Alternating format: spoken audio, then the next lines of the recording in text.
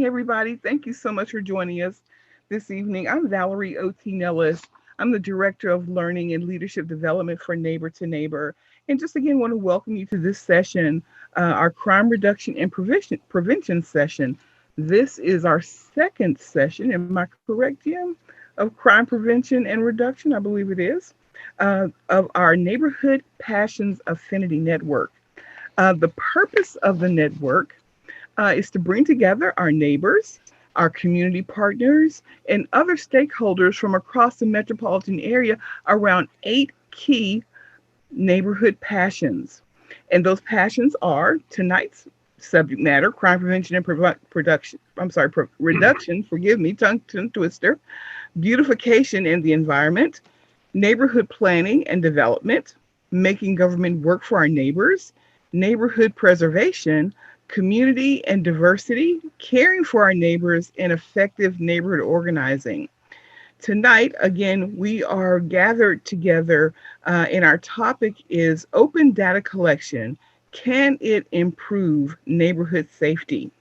So let's begin by finding out who's in the room. So I'll ask you to give me your name, the neighborhood in which you are living currently, and then when you're done introducing yourself, will you please call on someone else so they can introduce themselves? And I'm going to pick on somebody off the bat. So I'm going to start with Jordan. Hi, everybody. My name is Jordan Huffman. I'm the Vice President of the Donaldson Hermitage Neighborhood Association, and I live in the Villages of Riverwood in Hermitage. Excellent. Pick on somebody, Jordan. See here, Brian.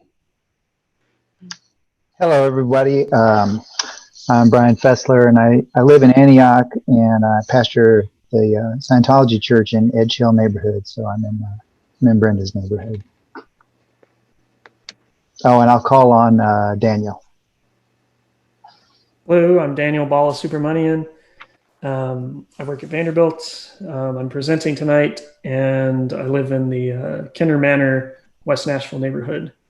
I'll call on, how about Brenda? Hello, I'm Brenda Morrow. I work with the Organized Neighbors of Edge Hill and the United Way Edge Hill Family Resource Center. We're located in Edge Hill, and who do I need to pick on? I'm going to pick on Miss Carolyn. Hello, everyone. My name is Carolyn Hatcher. I live in Lakeside Cove subdivision in Antioch High School. Glad to see you all. Pick somebody, Carolyn. Dale. Hi, I'm Dale Harris, and I live in Paragon Mills neighborhood. And I'm going to pick on Helen Ransom. That's Helen in the left-hand corner at the bottom. I'm Helen Ransom, and I live in the Paragon Mills neighborhood, and a good friend of Della. So I'm just trying to listen because for some reason I'm not hearing well. Let's hear from Christopher.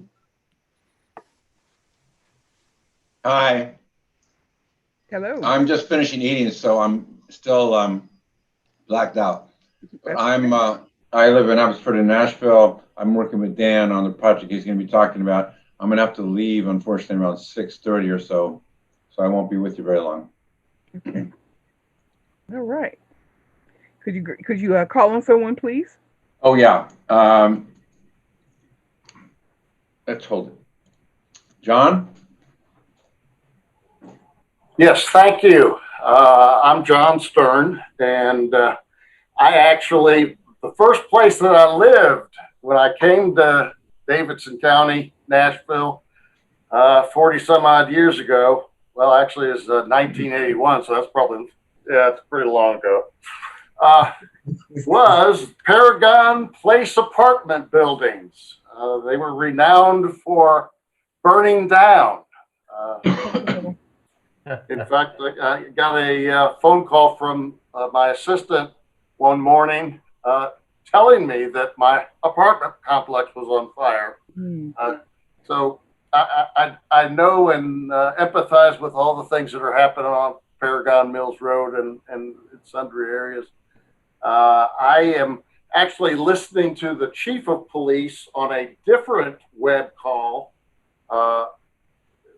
which is, I much prefer to be here. Let me be honest with that. Well, tell us where you're living now. You haven't said where you're living now or your name. I live in Cane Ridge, which is a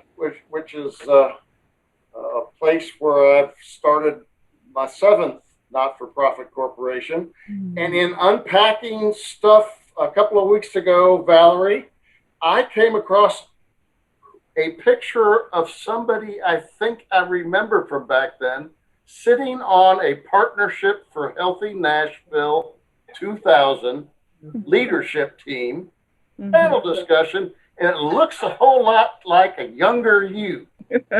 Thanks, John. I appreciate it. Thanks for joining us today. I think Gloria is now with us. Can you say, Gloria, introduce yourself? Yeah, here we have Andrew and Gloria Ward. We're members of the Haynes Park Neighborhood Association, and we live in the Haynes Park subdivision. That's off of Kings Lane, West Hamilton, in that area. All right, Jennifer, you go. Yes. Wonderful. Well, I am Jennifer Gamble, councilwoman representing District 3 here in Nashville, which is north of town, Whites Creek, Parkwood, Belshire, Jolton, Goodlettsville area. I'm in my first term as a councilwoman, but I've been involved in the community for, over 25 years. I'm originally from Chicago, and I moved here in 1987 to attend Fisk University. I met my husband, who was a student at Tennessee State University, and we married and made Nashville our home. I've lived in District 3 ever since I graduated from college. So I've lived here about 27 years, and I'm excited to be here today to hear the presentation on open data collection. Currently I serve as the chair of the Metro Council Public Safety Committee, and license plate scanners or readers is a real topic of discussion for our council right now. There's a bill being considered, and so I'm very interested to know how that may impact privacy concerns and how the community feels about that. And because I know that it's a helpful tool in solving crimes, but it can also inhibit, or have privacy concerns. So very interested in hearing the presentation today and feedback from the neighbors on the call. Thank you so much. We're going to move on. Thanks, everybody, for sharing. And I'm going to turn it over to our illustrious Executive Director, Jim Hawk. Thanks, Valerie. Before we get started in the topic tonight, I just want to take a moment. This has been a very difficult week for us here at Neighbor to Neighbor. As many of you may have heard, David McMurray, who was a board member here and a good friend of Neighbor to Neighbor, passed away suddenly on Monday morning, and he was just an amazing soul. They called him a gentle giant, with a huge heart, and he loved Madison. And poured his heart and soul into making that Madison a great place to live, to work, and play. And so we just want to acknowledge his passing tonight, and be thankful for all the work he did in the Madison area to make that a great place for everyone. So tonight is a special night. Our topic this evening is open data collection. Can we improve neighborhood safety? Our guest presenter is Dr. Balasubramanian. I knew I was going to mess that up, Daniel, from Vanderbilt University, where he is both a research scientist and an adjunct professor of computer science. Daniel is one of 5 faculty members working on a research project funded by the National Science Foundation to explore whether and how open data collection, which is also known as ODK, can be used to improve neighborhood safety. Daniel is going to give us a brief primer on open data collection and help us to understand their project and how ODK might help improve neighborhood safety. For those of you who are new to the program, Daniel will speak for 10 to 15 minutes, and then we'll have an opportunity to entertain questions and comments. Daniel, welcome to the Neighborhood Passions Affinity Network. Thank you, and thanks for having me. I'm going to share my screen, and I'm going to go through this presentation. I think a lot of you have seen it, but I'm going to talk through it, and there's some additions, or I'll get into some of the technical details and what we have in mind. So again, thanks for attending this. My talk's titled, Improving Neighborhood Safety Through Open Data Collection. I'm a research scientist, Dr. Daniel Balasubramanian at Vanderbilt University, and this is sponsored by the National Science Foundation. So who are we? Real quickly, Sarah Igo is a professor of history, law, sociology, and political science.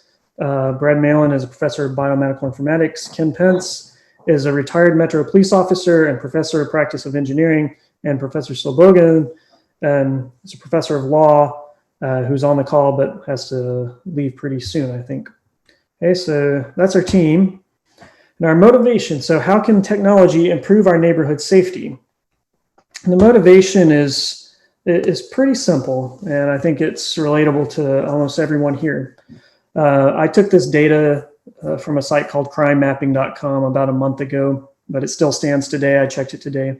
So there were approximately 23 vehicle break-ins and thefts between September 12th and October 12th in the nations in Sylvan Park. Okay, and a lot of Nashville neighborhoods look like this. I lived in Sylvan Park for several years, and I'm very close by there still. And here's a few specific instances that I mostly scraped from Nextdoor. So an instance in the upper left-hand corner of a hit and run that says, I found my car had been crashed into. Does anyone have footage or a license plate? So they're publicly soliciting for this data. Here's another one that says, yesterday, a horrible human being hit my son on his bike. Does anybody have any information? Car break-ins on Tennessee Avenue. If you've ever been to the Nations, you know this happens almost every night. If you have any info on Ring, give it to me. Stay safe. Not my personal experience, but my neighbor was robbed at gunpoint. This is about a month ago at this point. Personal experience from last year, I got home from a daycare potluck at about 7 p.m. I live in Sylvan Park, just over 440, right by 440. Heard some shots outside about 7:15, said, let's go upstairs.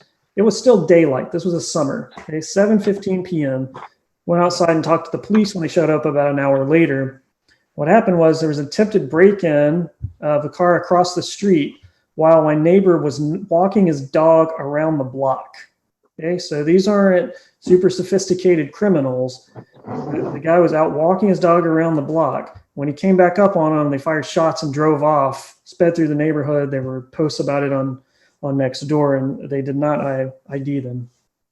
Okay, so there's a few specific instances. There's plenty more. So you think maybe public comments can help. In some cases they do. In a lot of cases they do not. Here's the kind of feedback you get when you open it up to public general input. So some people say those descriptions fit everybody who doesn't have pink hair. Why post a description without these details? Conceal carry, someone else says, and someone else says, conceal carry sounds good, but someone's going to shoot you. They're not going to wait for you to get your gun out. Okay, so a real simple question, why shouldn't we have technology to help this? Okay. So we thought, what kinds of technology could help us here, and what are the social issues? Okay. And a really straightforward idea, one that exists in various forms already and has existed for well over a decade. And the idea is, what if we had community contributed license plate data? So license plate data and license plate readers have been around for quite some time and are fairly well studied from a legal perspective. That's somewhat true. And from a usage and perspective, that's somewhat true. We have a twist on it. So what if it was community contributed? Okay? So here's an idea for a technical prototype. And the idea is the following. So we have all this sensor data. So we have, for instance, cameras on homes or maybe on doorbells or maybe even mailboxes. You have smartphone pictures. Okay, you send that data up to what we collectively refer to as the cloud. Community members contribute that. And then we have these analysis engines. Okay, so those, just think of those as programs that try to analyze this data, and they send out alerts to the police or the Department of Transportation, hospitals, things like that. And then there's this twist that I'll talk more about. It says it's a community maintained database. So that's our idea, and that's kind of the crux of this. It's community maintained and what that means. Okay, so the technical approach, if you had to summarize it in 3 simple points, it's really simple and you're familiar with this. You capture the data, take a picture, upload that data, and then something analyzes that data. And if it looks familiar, it should. Is exactly what companies like Ring, owned by Amazon, aim to do. It's a way Facebook facial recognition works on photos, and Google and Amazon as well. There's important howevers though. And number one is, who owns this data? Okay? So it's becoming more and more obvious with Ring that you're not in total control of your data. You don't really own it. 2, how's your data used? Okay, do you give specific consent, or does Ring give it away on your behalf? How's it going to be used? How long is it stored? Do you know? And what control do you have over your data in general? And I think there are more and more instances where we're seeing collectively large-scale data usage. It's not only important, but what can be done with this is downright scary. Okay. So we aim to study these important questions from multiple perspectives. Okay, so not just one angle. That's why our team is so diverse. It has people from all different fields on it. Okay, so we have 2 goals, 2 primary goals, and I'm going to get into technical details in just a minute. So we want to study the social questions first and foremost. Okay, that includes who owns this data, how should it be used, and should it not be used, how long should it be persisted, even if the law says one thing, even if the law says it can be persisted for 90 days, should it be? How do community members really feel about that? How do the people who might be captured or capturing this data feel about it? How can you ensure privacy? That's of utmost importance. Who should be able to access it and who should be able to remove it? Those are just a few of the questions. And I'm sure there's more important ones that you have. And 2, we want to provide a technical prototype based on this. Okay. So what I'm going to talk about now is just a little bit about the technical prototype. So again, 2 goals: understand the deeper social issues like privacy underlying the use of such technology. And then 2, use technology like LPR and data collection to improve neighborhoods. So we'd like to think of ourselves as what's LPR? License plate readers. Yeah, license plate readers, and ALPR is automated license plate recognition, or automated license plate readers. So LPR is basically mostly defined as a camera and a computer program to analyze the images from that camera and determine what license plates there are. And I see a chat. Yep. There are additional use cases. So this is just a simple, kind of straightforward one that a lot of people can relate to, which is LPR. Additional use cases, and these came up with talking to Jim, actually, noise level monitoring. So if you can embed some noise level sensors, then people have noise complaints about construction going on before 6 a.m.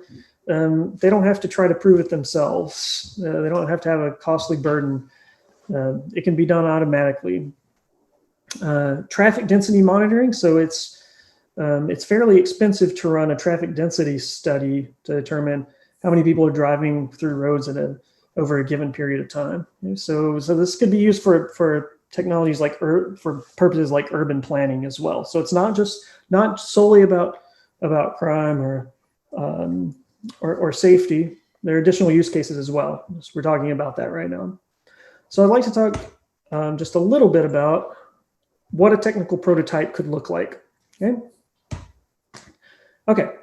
So I'm gonna walk through this. Okay. So here's how we'd like to deploy a prototype and how one might work at a larger scale. Okay. So you see, I've got a map here I took from Google Maps, and I've overlaid some cameras on it. Took one from a small subsection of the nations over in West Nashville, and one over here in East Nashville, where somebody who wrote to me said they live. So I just overlaid a couple of cameras. So the idea is this: you don't need cameras canvassing the whole city. Okay, you just need them at a few strategic points where you can capture kind of the ingress and egress into and from the community. So where you can capture people, cars, not people, I'll be specific. So you can capture cars entering neighborhoods and leaving neighborhoods. Okay. I see some chats. Okay. Okay, so the way this works is data from these cameras goes to a database. Okay, and I'll talk more about why these are separate in just a second. So the basic idea is camera data goes up to a database.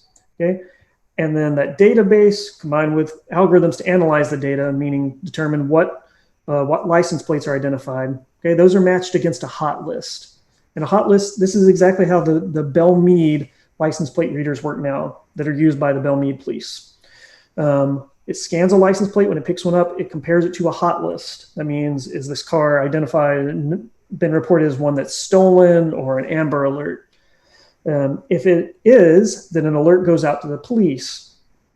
If it is not, no further action is taken. It's just that data is stored for 90 days or less. That's the maximum it can be stored by law.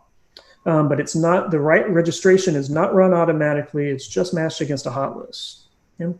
And these hot list alerts go out. Okay? So that would be one use. The data would persist for some amount of time. And this is a point of debate and something that the community should decide, I feel, where it can be leveraged for post-mortem analysis of crime. So for instance, the next morning, a couple of days later, somebody says, somebody went through my vehicle last night. I'm filing a report. That report comes in and they say, my car was hit. Does anybody have data? Some entities, so I've drawn this here as just a group of people, and that's up for debate too. So who should have access to this? Okay? So my personal feeling is people, some entities, benevolent entities, should be guided by these crime reports and access this database only for purposes of trying to diagnose a crime. Okay, so that's the basic idea. Okay, so importantly, I've listed this out on the side. It says, how do we ensure privacy? How do we prevent tracking?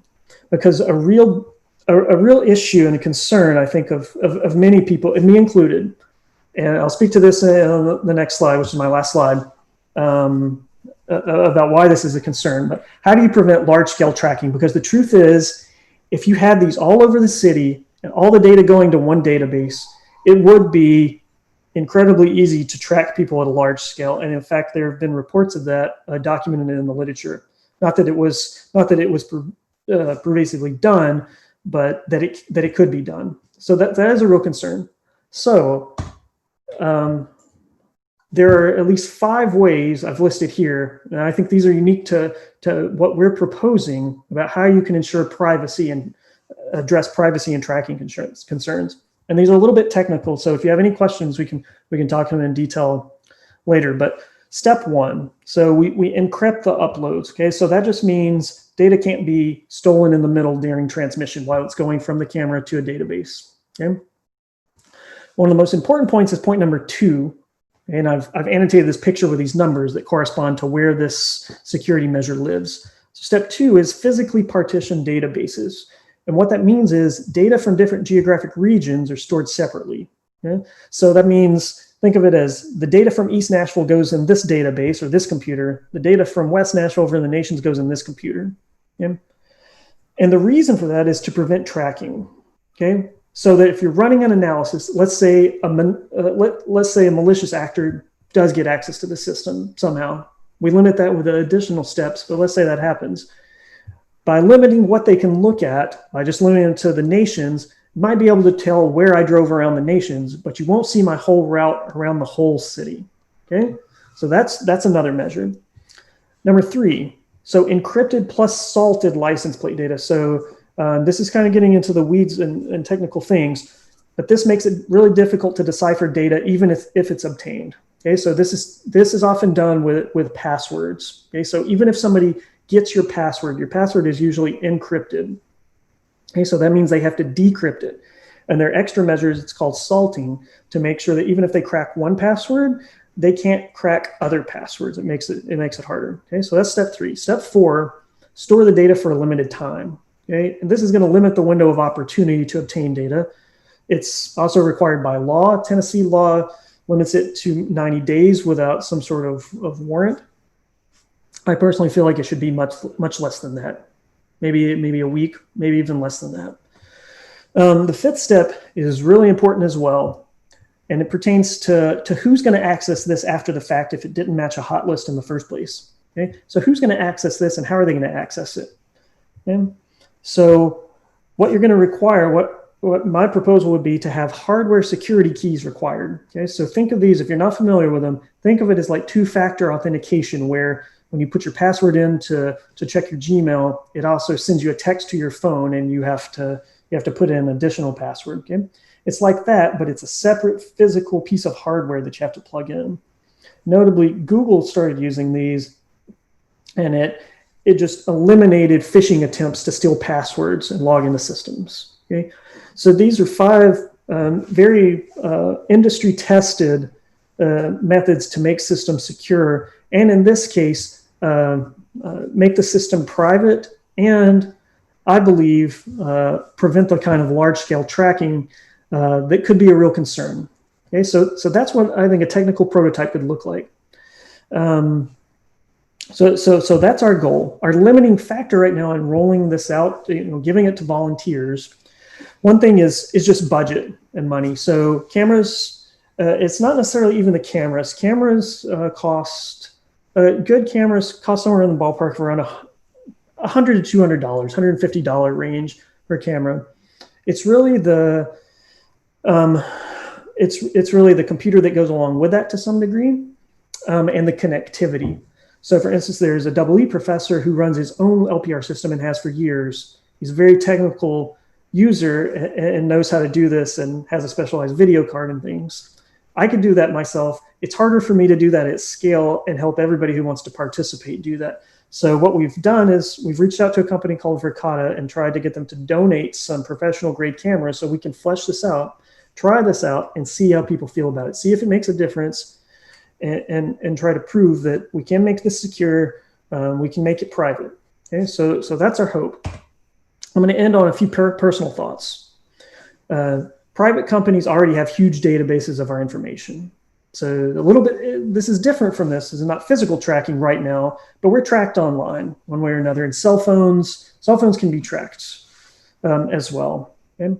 Amazon, which owns Ring, and Google, they make cameras and security devices. And I'd be very surprised if they don't have LPR capabilities either already or in the near future. Okay, so your data is already, your camera feeds and video feeds are already going to Amazon and Google. I'd be very surprised if they don't run facial recognition analysis and probably already LPR. If they don't, they will. And when they have this, it's going to make large-scale physical tracking almost trivial for them. These are really smart companies, and their incentives are based on the dollar. Okay? And when this happens, that's what LPR is advertised as being used for now. So for instance, it says get an alert when a customer who's interested in when your product or your store is nearby. So this is, my personal feeling is this is coming, and it's going to come at a very large scale, and it's just going to be there. So I see this as an opportunity we have to shape how technology can really be used to benefit society. When we need your help, if you want to get involved, a lot of you on this call already have, please get in touch. We hope to begin surveys and focus groups in December. And with that, I'll conclude. And thank you very much for listening, and happy to take any questions now. And I put Daniel's name and email address in the chat room too, because it flew up on the screen really fast. So you'll have it. Just a reminder, we really want everybody to have a chance to have a question or comment. So please feel free to do so. And if you've done one question, sort of hang back until somebody else gets a chance to ask their questions as well. This is your time. Oh, Christopher, go ahead. Yeah, I'm supposed to be on a Zoom right now, but I did want to hear what Dan had to say, so I'm going to stay on for another 10 minutes or so. I'm a law professor. I forgot to mention that before. And I've been working with the council. I think Ms. Gamble may have heard me talk to the council last week about this ordinance that is being considered with respect to license plate readers. And I think the council is going to have at least one more meeting, if not two more meetings, to talk about this legislation. And it's focused entirely on the city's access, the city's ability to put up these cameras and the city's ability to access that. Dan's talking about something else, right? Dan, you're talking about private communities setting up their own camera systems and their own databases. So I just want to make that clear. If there are any legal questions, I'd be glad to answer them, but this is your program, not mine. I'm just here as a resource for another 10 minutes. Thank you. Jennifer.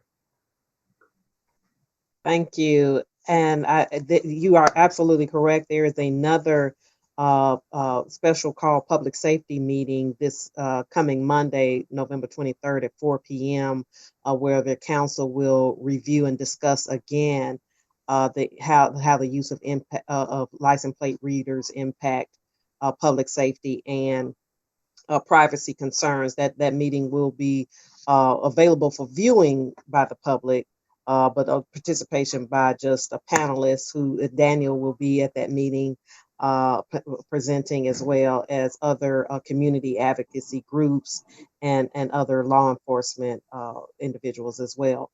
My question is, so with this particular model that you're presenting today, community members would have their own LPR cameras, which is actually allowed today. Right now, currently, LPRs are banned for use by law enforcement here in Nashville. However, individual citizens and home association groups may use them. Private citizens may use them. So we're looking at maybe expanding the use to law enforcement as an opportunity to, as a tool to reduce crime and mitigate crime. So my question is, as it relates to law enforcement, I think your model shows where the individual community member has the camera and then sends data to law enforcement. Is it possible to have the same type of safeguards and as it relates to hackers and other things, if we I guess cut out the middle person, and that if the law enforcement actually has the cameras, buys the cameras, maintains the cameras, gets the data directly, is there concern that these same safeguards with the community having the camera wouldn't be as strong? Yeah, absolutely. It depends on who the provider is and who's taking care of your data. The only one I can really speak to in detail is the Bell Mead system, which implements an audit log, which is also a good thing to have. Think of it as the same way I couldn't go in, and if I worked at a hospital, I couldn't go in and look at Taylor Swift's medical records without getting somebody noticing and firing me for doing so. Right. Just like that. A random person couldn't just go in and look at this database to see where their ex-girlfriend had gone, track her over town, and see what's going on. Definitely. Yeah, we'll definitely want that in there. So I guess my follow-up is the reason why your prototype focuses on community camera use because that's the only thing that's allowed currently?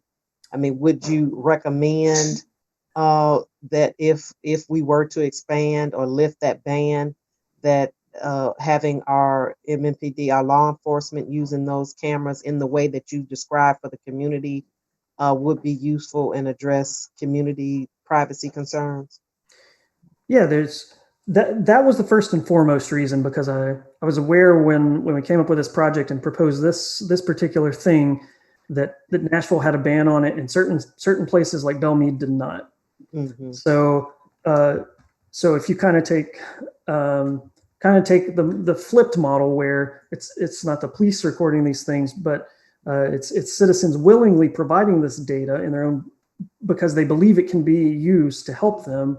I think that's a good model. But even more than that, I think there's some separation between cities and jurisdictions that that can be broken down if neighborhoods agree on things in ways that either government or precincts either can't or are obstructed from doing. So for instance, it's my understanding when two different police precincts across town, if they had data, they manually have it, but sharing it, it's not as fast as you'd like sometimes. So for instance, think about that instance in Cherokee Park about a year ago, the heinous crime. A random person from the Northeast drove down, stabbed 2 people in their backyard on a summer afternoon, and then took off. And we had no idea where he was for days. They caught him a couple days later, 2 or 3 days later, out in, I think, New Mexico. But I lived in Sylvan Park; it's about a mile away. And I said, "We're not going outside the rest of the day. We're staying inside." It seems it would have been almost trivial to just get some notion of here's where this person's headed.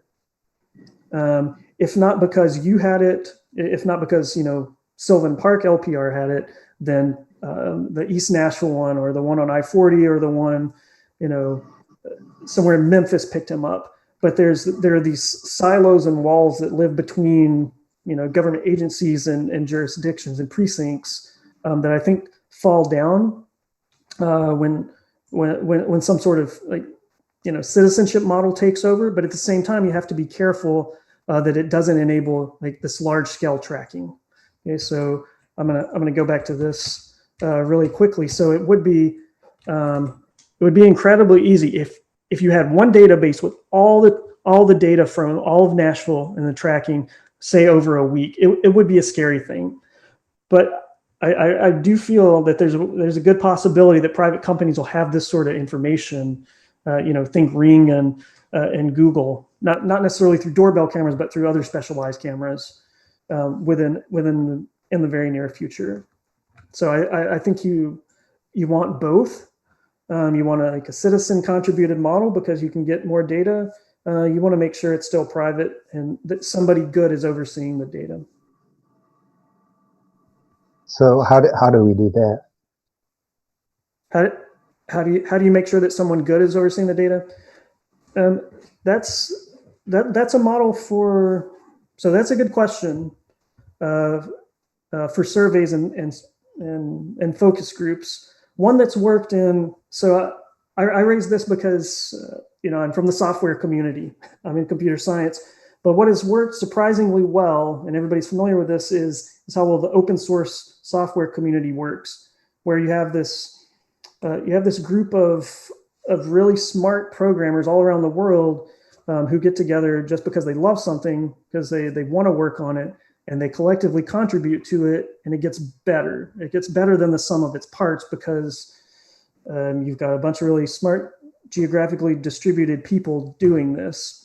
And they found a way to make it work. I think we can borrow ideas from there, where you have, in some cases, what you have is what the software community calls a benevolent dictator for life.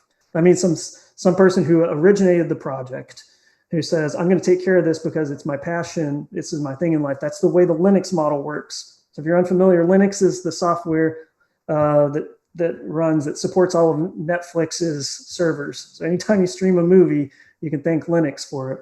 Okay, and Linux works because there's a benevolent dictator for life who created it, who says, I'm going to take care of it. Nobody cares about it like I do, and I will guide it. Occasionally he's wrong, but 99% of the time he's right, and he does the thing that's best for the project. So some type of model like that works. The word dictator in governments is not popular, and that's not what I'm advocating for at all. It's just an analogy from the software world where you have a really dedicated, passionate, and this is the key word, benevolent person who takes care of this. How do you find such a person? People like that in life are rare. Thank you. I'm going to have to sign off. I can tell you the ordinance that's going to be considered by the council is going to suggest that a custodian be designated who's in charge of security and limiting access and running the audit log and so on. So you could have something similar in the private sector. So bye. Thank you. Thanks, Chris. So to that point, if you have a private company that's doing that, I mean, paying a private company it would be an option for that. One, I think some of the satellite cities like Belle Meade, they designate a limited number of, first of all, only a detective or higher would have access, and it's a limit no more than 5 in the whole department, so that they can easily audit who's going into the system, and if there were any problems, it's a limited group that would be responsible. I'm not sure how that would work in the community setting, because unless that person was required to sign a contract affidavit, I don't know, and we just lost our legal eagle. But yeah, I don't know how that would work with an individual citizen. So you can, I'll share my screen again real quickly. So these hardware security keys. Okay, so this is it's like a USB drive, and what you do, you can use it to authenticate yourself in certain systems. And this is the type of technology that Google started using because of phishing emails. So phishing email, if you don't know, that's when somebody pretends to be, your mom or your boss and says, email me this, and you click on a link that's in that email, and it's a malicious link, and it steals your password. Okay, these keys, these USB drives, you plug those in, and those are also required to log into your system. So it doesn't matter if somebody made you click on a link and stole your password; they have to have this physical device as well. So what you could do at a technical level, at a physical security level, is say only a few people have these keys. That's one thing. You have an audit log, which Belle Meade has, and lots of other places have those as well. So an audit log means anybody who logs into the system and looks up a record, looks up a specific license plate, there's a trail. That audit log is kept in the updated ordinance. That log is going to be kept for I think 2 to 3 years. Okay, so being able to track who accessed this and what they accessed is going to be doable by law. With a community supported model, it would just have to be something that people trusted. And public views, evolve over time. If there's a public entity that's doing great, people support it, people love it. You don't have to. If you turn to Nextdoor, you'll see examples of that. So for instance, when a restaurant in a neighborhood is great, people jump all over Nextdoor and say, I love this place. When the community turns against a restaurant, it's often over for them. It's a scary thing. So it's in companies' best interest. You don't want to get too many bad Yelp reviews. You don't want to. You make the neighbors mad, and then your business is gone the next day, for better or worse. Seems to be the case. Daniel, we're going to go for about 5 more minutes with questions and answers, and I see that John Stern is ready for a question or comment. Thank you, Jim. No, this is a fascinating discussion, and good friends from for many years are on it. Council Lady Gamble, a leader in our neighborhood movement. It's just wonderful to see her here in that position. All of you. Of course, I love Miss Brenda's hairdo these days. It's looking much better than mine, I must say. And unfortunately, we can't unmask Dr. Paget, who appears to be on this phone call as well. But it does deal with Dr. Paget. There he is. Hey, brother. How are you, man? Hey, how you doing? Doing good. You're looking good as always. Oh, thank you. Yeah, man. And this is kind of a continuation of this discussion that we started, gee whiz, back in 95, turn of the century. Dr. Paget has been working on it with all his heart ever since. But at one point, the Neighborhoods Resource Center was trying to accumulate the knowledge of the criminal justice system so that it could interpret it for neighborhoods in an easily and understandable and digestible fashion, utilizing geographic information systems, something that Dr. Padgett is passionate about, I know. So we really are at a point of who does manage this database and who is possibly the Linux overseer for this really challenging amount of information about our personal lives and our personal activities, and how do we make that work to prevent or to analyze or to solve crimes, but at the same time keep our personal privacy that we all value so much. And that's the big question that the policymakers are doing. That's Jennifer's big thing, and it's going to be coming down to it. But at one point, the Neighborhoods Resource Center, neighbor to neighbor now, that's something that we were focused on doing and being a conduit. And maybe that's an option moving forward, because it really is an excellent way to evaluate the health of neighborhoods. It's one component, but it may be valuable, Jim. I don't know. It may be time to get back into that business. I don't know. Yeah, so maybe an organization like Neighbor to Neighbor could be, for terms of the prototype, the stewards of this data. You'd certainly want somebody who could provide timely responses. So, for instance, neighbors in the nations wake up, say, my car was rummaged through on California Avenue. Anybody have footage? You'd want somebody who could reply to that and access the relevant records as quickly as possible. So somebody who's at least fairly technical and trustworthy. Right. You're talking about we're in a period of financial distress at all levels of our lives. So the idea of creating that today probably is beyond our capacity, but certainly, I don't know, Jennifer, in 2 years, 3 years, maybe.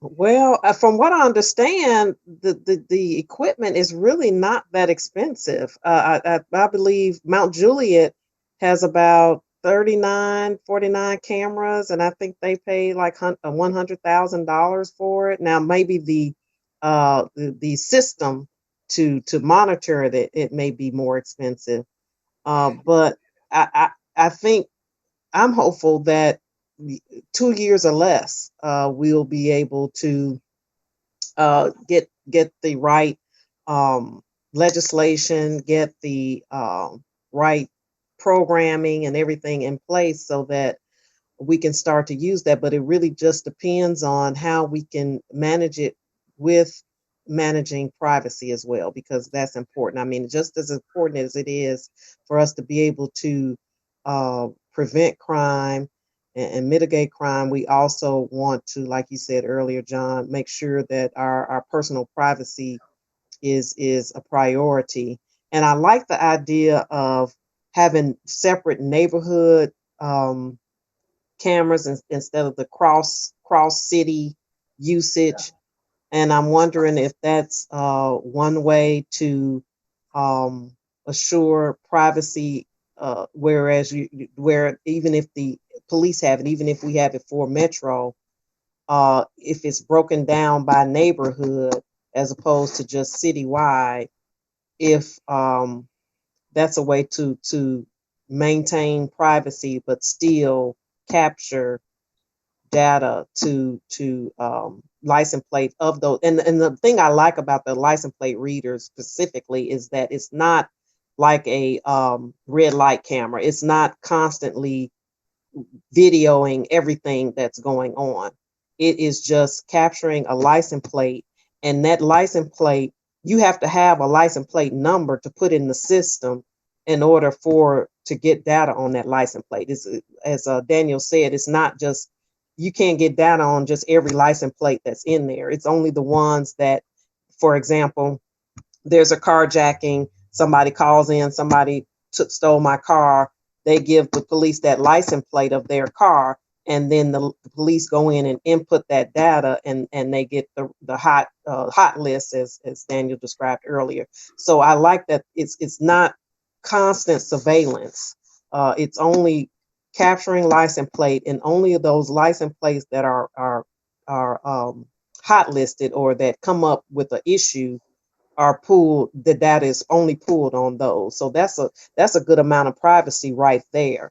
But you know, there may be other concerns, and I'm anxious for this meeting on Monday, where we'll hear from the ACLU and Community Oversight Board and Human Rights Commission and others to see if there are other privacy concerns. And I'm wondering, Daniel, if you have any examples about any neighborhoods that have used this system, and any feedback or information about how they have used it, and if it has brought up any privacy concerns with them.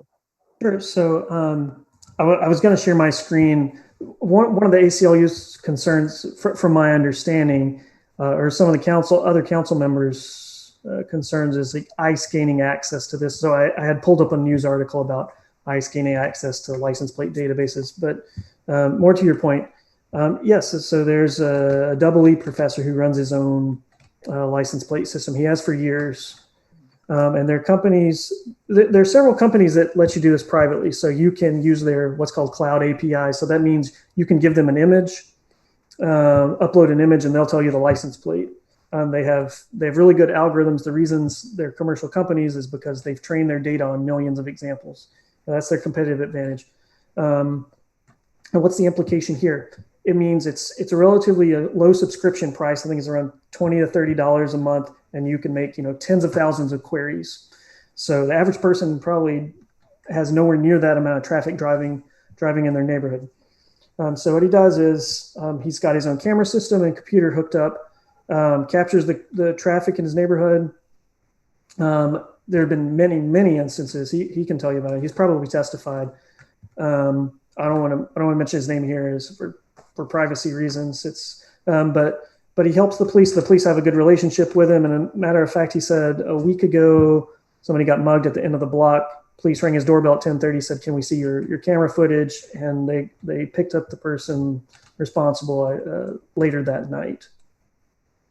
So like you said, the law now permits that. So people have these, what I call homebrew systems, and they're usually on pretty friendly terms with the police. They do this to help the community. They're not interested in tracking. What becomes dangerous is from a privacy and tracking perspective, is if some company like Ring can do this at a large scale. So they have the data, they can track you all over town, all over the country. They have the resources, the knowledge, and the speed to do that. Okay, so you would generally trust that Amazon and Google are not interested in individuals. What did I have for breakfast? Did I go to McDonald's or Burger King? They don't really care about that.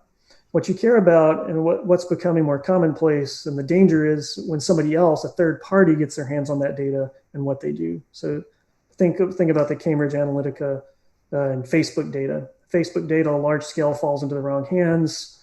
They can use it to manipulate people and gain all sorts of information about them that can be used to manipulate people. One final question, Daniel, and it's really very elemental, and I have yet to ask it to anybody. Do you realize that there is a very non-technical way to defeat license plate readers? I do. You can change the license plate. You can take it off. You can put a fake one on, or they even make a little plastic piece. If you look it up on YouTube, they make these plastic coverings that bend the light just enough so that it doesn't look illegal. The police won't stop you for it, but the automated license plate readers won't pick it up. So that defeats the purpose eventually, right?